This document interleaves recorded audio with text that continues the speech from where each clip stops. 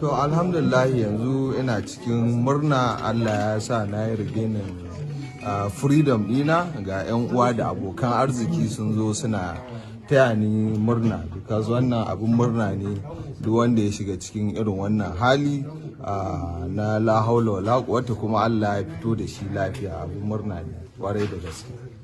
Wani hali aka samu aka fitar da kai, kamar an biya kudin fansa ne ko kuwa me faru?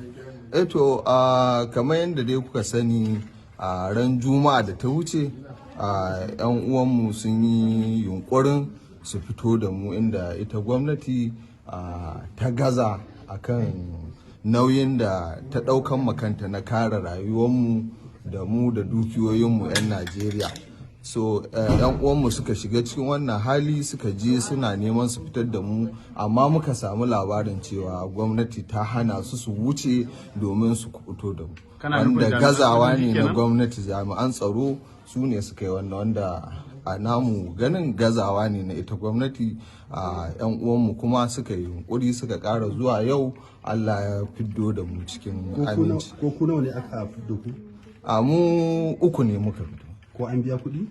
Ba zan iya sani ba. To akwai wani sabo da sun yi kuɗi. Sauran mutane nawa suke yanzu a hannun 'yan bindigan? Za su kai akalla 40. Dama ku nawa ne ga baki daya? Mu 64. A wani irin yanayi ne suka ajiye ku a waɗannan tsawon kwanaki? Da farko sun ajiye mu a ƙasa, muke kwana cikin ƙurmumin daji. Daga nan Allah ya sa kuma muka samu shimfiɗu da muke shimfiɗa a ƙarƙashin bishiya muna kwana.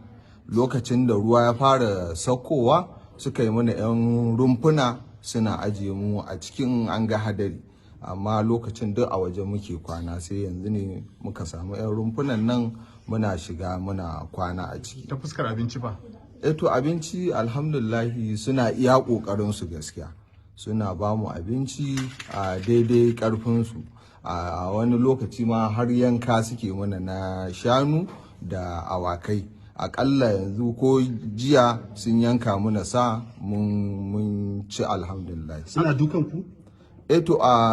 Gaskiya tun da muka je wannan abu da ya harzika gwamnati, shine fa suka fara ɗaukan matakai na duka, kamar yadda kuka gani a bidiyon da aka saki.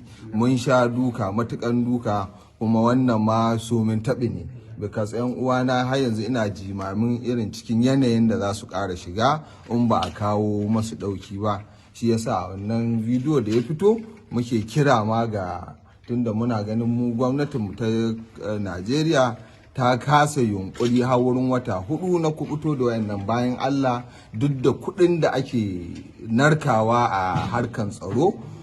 Muke kira ga wasu ƙasashe na duniya da other international communities su kawo mana ɗauki don mu ga wayannan 'yan uwa namu sun samu 'yancinsu, su ma sun fito. Don gaskiya har ga Allah suna cikin yanzu wani yanayi da suke neman taimako.